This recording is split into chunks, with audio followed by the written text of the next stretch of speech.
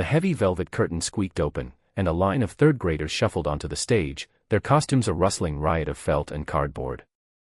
Owen leaned forward in the squeaky auditorium chair, his back aching from the previous night's shift. His son, Noah, stood third from the left, a magnificent oak tree whose painted-on bark was already starting to smudge. A tired, tender smile touched Owen's lips. This was the reason for the endless nights spent pushing a mop across gleaming marble floors, the ache in his bones, the constant hum of exhaustion. It was all for that small, smudged face, peering out from under a canopy of green construction paper leaves. He raised a hand in a small, private wave. Noah's eyes found his, and the boy's entire costume wiggled with a silent, delighted greeting. The warmth that spread through Owen's chest was better than any sleep. Then, his gaze drifted across the aisle. And his heart stopped. Sitting 3 rows ahead, bathed in the soft stage lights, was Amelia Hayes. It couldn't be. The same sharp line of her jaw, the same cascade of dark hair, though now it was expertly styled into a severe, elegant knot at the base of her neck. She wasn't the girl in faded denim shorts who dared him to climb to the top of the real old oak tree in Miller's Field. She was a woman encased in a tailored silk blouse that probably cost more than his monthly rent. She was the CEO of Hayes Corporation, the titan of industry whose sprawling glass tower he cleaned every night from midnight to dawn. She was a ghost from a life he'd long since packed away, now sitting in the same room, watching the same ridiculous play, and she was utterly, terrifyingly out of his reach. His life was a collection of quiet, repetitive rituals. The click of the lock as he left his small apartment, the soft whisper to a sleeping Noah, the reassuring nod from his elderly neighbor, Mrs. Gable, who watched his son while he worked. Then came the city bus, the sterile employee entrance, and the transformation from Owen, the father, to a nameless, faceless member of the night crew. He knew the Hayes Corporation headquarters better than his own home. He knew the faint scent of leather and success in the boardroom, the precise way the light from the city reflected off the glass walls of the executive floor, and the quiet loneliness of Amelia Hayes's corner office. He'd seen the framed photos on her vast mahogany desk, a smiling older couple he assumed were her parents, and one of a young girl with bright, inquisitive eyes, her niece, he guessed, the one who must be in the play. He polished the glass protecting those smiling faces with a soft cloth, feeling like an archaeologist studying the artifacts of a lost civilization. One night, while cleaning under her desk, his hand brushed against something small and hard. He picked it up. A single diamond earring, delicate and impossibly brilliant, winked up at him from his calloused palm. It was a star fallen from her sky into his. He thought of the bills stacked on his kitchen counter, the worn-out soles of Noah's sneakers. The thought was a fleeting, ugly shadow, and he pushed it away instantly. He carefully wrapped the earring in a clean tissue and tucked it into the pocket of his worn work jacket, a silent promise to return it to a world it belonged to. The memory of her was a faded photograph in his mind. 2 kids, inseparable, sharing secrets and scraped knees under the shade of a sprawling oak. They'd promised to be best friends forever, a pact sealed with juice boxes and childish sincerity. Then one day, her house was empty. A "for sale" sign was hammered into the lawn, and a piece of his childhood was gone without a goodbye. Now, seeing her in the flesh was like reading a book whose ending he'd never been allowed to finish. The next day, clutching the small, tissue-wrapped treasure, he waited near the executive elevators long after his shift was technically over. He saw her striding through the lobby, flanked by 2 serious-looking men in suits. She moved with an aura of untouchable authority, her focus locked on a tablet in her hand. "Excuse me," Owen said, his voice barely a croak as he addressed the security guard nearest to her. He held out the earring. The guard blocked his path, but Amelia glanced up, her expression a mixture of impatience and annoyance. Her eyes fell on the earring, and her face changed. The corporate mask cracked for just a second. "Where did you find this?" she asked, her voice crisp and cool. "In your office, ma'am." "Near your desk." She took it from him, her fingers brushing his for a fraction of a second. "Thank you," she said, her gaze analytical, as if trying to place his face. "Tell security your name." "My assistant will arrange a reward." "No, thank you, ma'am," Owen said quietly. "I'm just glad you got it back." He turned and walked away, feeling her eyes on his back, a strange mix of dismissal and a flicker of something he couldn't name. He didn't want a reward, he just wanted to close a small, strange circle he hadn't known was still open. A week later, the school held its annual fundraising bake sale. Owen, covered in a light dusting of flour, stood behind a table laden with his and Noah's slightly lopsided chocolate chip cookies. He felt out of place among the polished, wealthy parents, but Noah had been so proud of their baking efforts. Then he saw her again. Amelia was there, holding the hand of the little girl from the photographs. She looked just as out of place as he did, her sharp business suit a stark contrast to the cheerful chaos of the gymnasium. Standing near her was Richard Sterling, a man Owen recognized from the executive floor at Hayes Corporation. Sterling was a board member, known for his ruthless ambition and condescending smirk, a look he was currently directing at Owen's table. "Quaint," Sterling murmured to the parent next to him, loud enough for Owen to hear. "It's good for them to feel like they're contributing." The casual cruelty of the remark stung. Amelia's head turned slightly, she had heard it too. Her eyes met Owen's for a moment, and he saw not pity, but a flicker of shared annoyance. She watched as Noah ran up to Owen, wrapping his arms around his waist. Owen bent down, wiping a smudge of chocolate from his son's cheek with a tenderness that was automatic and profound. The moment was small, private, yet Amelia's gaze softened as she witnessed it. A few minutes later, she walked over to his table, leaving a surprised Richard Sterling behind. "I'll take a brownie," she said, her voice softer than it had been in the lobby. As Owen handed her the wax paper-wrapped square, their fingers brushed again. This time, the contact lingered. It wasn't the touch of a CEO and a janitor, it was something else, something older and warmer, a spark of recognition that sent a jolt through the tired monotony of his life. The whispers started on a Monday. Richard Sterling was making a move. He was championing a new, efficiency initiative at Hayes Corp., a cold, corporate term that Owen knew meant people were going to lose their jobs.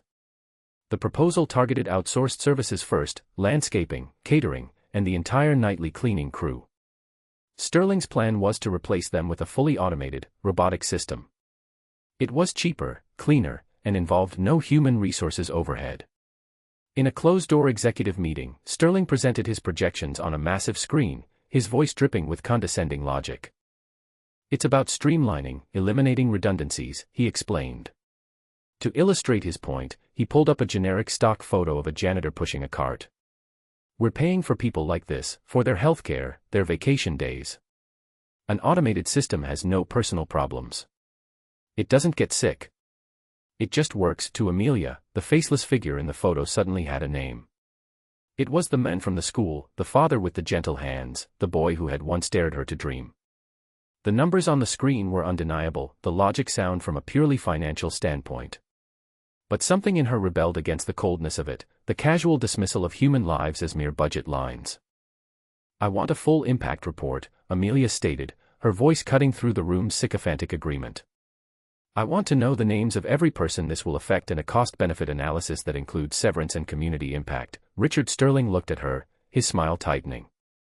"Amelia, it's a simple business decision. Don't let sentimentality cloud your judgment." But she held his gaze, her own unwavering. "Get me the report." She wouldn't let him erase people without a fight. She wouldn't let him erase Owen.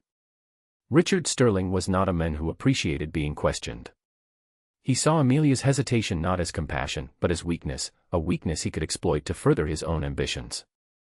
If she wanted to champion the little people, he would show her just how little they were. He devised a simple, cruel test. Late one evening, long after most employees had gone home, he went into the executive men's room on the 40th floor. He knew from the schedules that only one cleaner was assigned to the executive wing at that hour, Owen. From his pocket, he pulled a worn leather wallet. Inside, he placed $500 in cash and a folded document marked, "Confidential, Q3 Acquisition Strategy." He dropped the wallet near the sink, a piece of bait left in the quiet, sterile space. Then he left, a smug sense of certainty settling over him. The janitor would find it. He'd see the cash, a fortune to someone like him. He would take it. Best case, he'd take the document too, which Sterling could then report as a major security breach. Either way, the man would be fired, Sterling's point about untrustworthy, unreliable human labor would be proven, and Amelia's sentimental crusade would be stopped in its tracks. An hour later, Owen pushed his cart into the silent washroom. His movements were weary but efficient. As he wiped down the marble countertop, he saw it. A dark leather wallet lying on the floor. He picked it up. His heart hammered against his ribs as he opened it and saw the thick wad of cash. $500. That was new tires for his car. It was a month of groceries. It was the school field trip fee for Noah that he'd been dreading. For a split second, the temptation was a physical weight in his gut. No one would know. But then he saw the ID card with Richard Sterling's smug face, and the folded document. He thought of Noah, of the pride in his son's eyes at the school play. What kind of man would he be if he took this? He closed the wallet, the decision made as quickly as the temptation had appeared. He bypassed security and went directly to Amelia's executive assistant's desk, leaving a note with the wallet before quietly returning to his duties. The next morning, Amelia's assistant placed the wallet on her desk with Owen's simple, handwritten note. Found in the 40th floor men's room. Owen, Amelia opened it. The cash was there, untouched. The confidential document was still neatly folded inside. A cold knot of suspicion formed in her stomach. She knew Richard.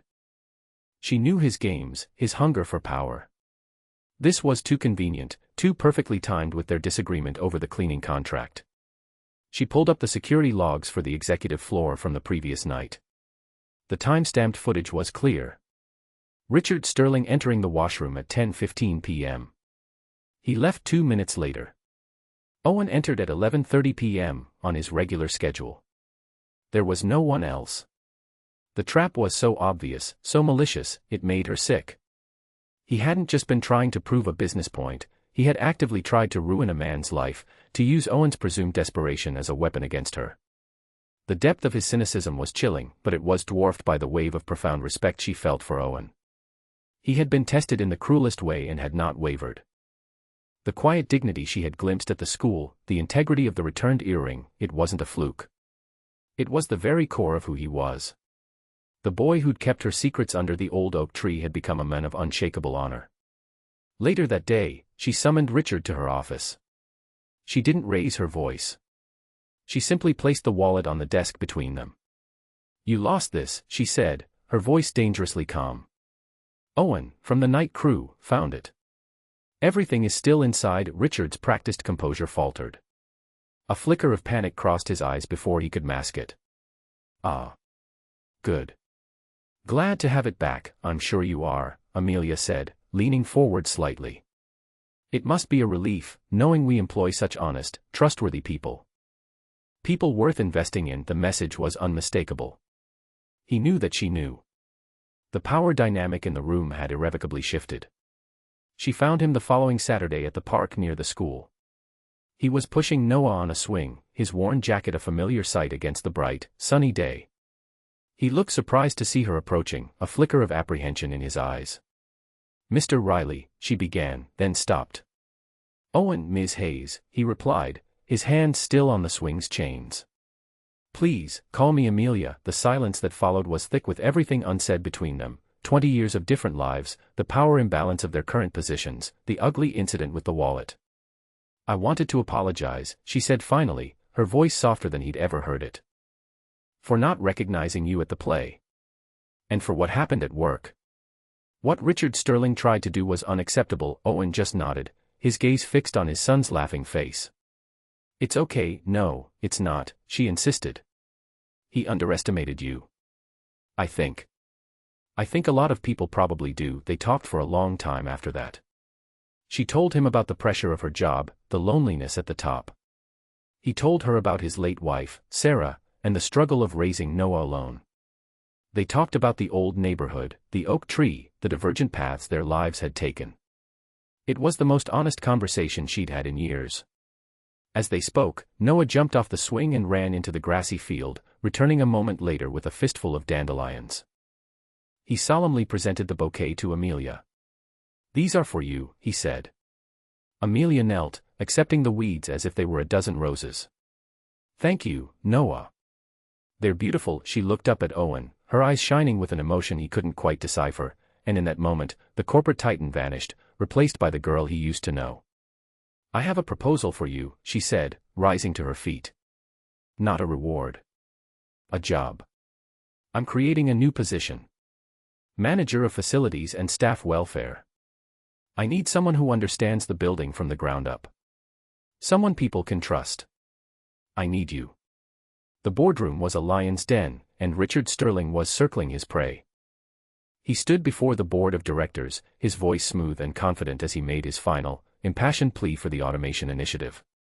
"It is the future," he declared, gesturing to a slide showing gleaming robots. "It is progress. To cling to outdated models of manual labor out of some misplaced sentimentality is not just fiscally irresponsible, it is corporate malpractice." He paused for effect, his gaze sweeping across the room before landing on Amelia. "We cannot let our decisions be clouded by feelings for the people who mop our floors." The room was silent, the board members nodding in grim agreement. The numbers were on his side. But before they could vote, Amelia stood up. "You're right, Richard," she said, her voice ringing with clarity. "We shouldn't let our decisions be clouded. We should let them be informed by the very people you're so eager to replace." She pressed a button, and the doors to the boardroom opened. Owen walked in. He wore a simple, clean shirt and jacket, but he stood tall, his presence filling the room with a quiet, unshakable dignity. The board members stared, confused. "This is Owen Riley," Amelia announced. "And I am rejecting the automation proposal. Instead, I am announcing a new initiative to reinvest in our support staff, and I have appointed Mr. Riley as our new manager of facilities and staff welfare to lead it." A wave of murmurs swept the room. Richard Sterling's face was a mask of disbelief and fury. "This is absurd. He's a janitor." "He is the heart of this building," Amelia retorted. She nodded at Owen.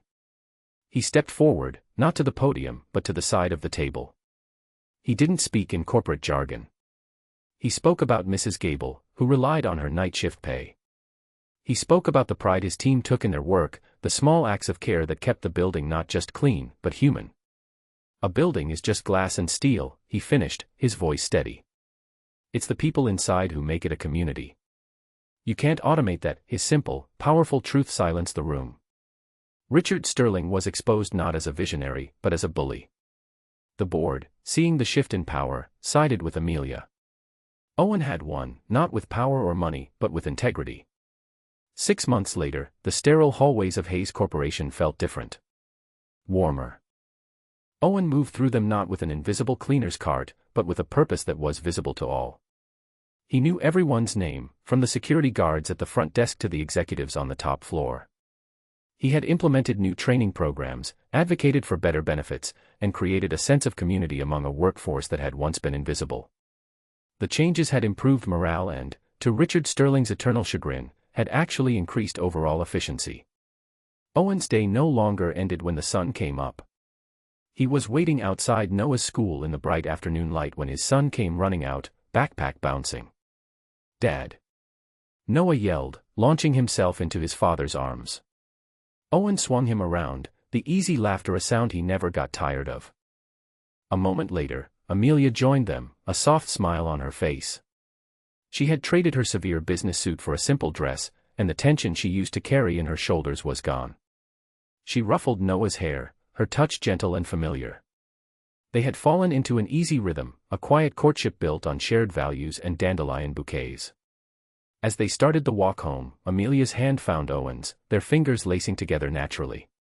He looked at her, the powerful CEO, the childhood friend, the woman who had seen past a janitor's uniform to the man he was.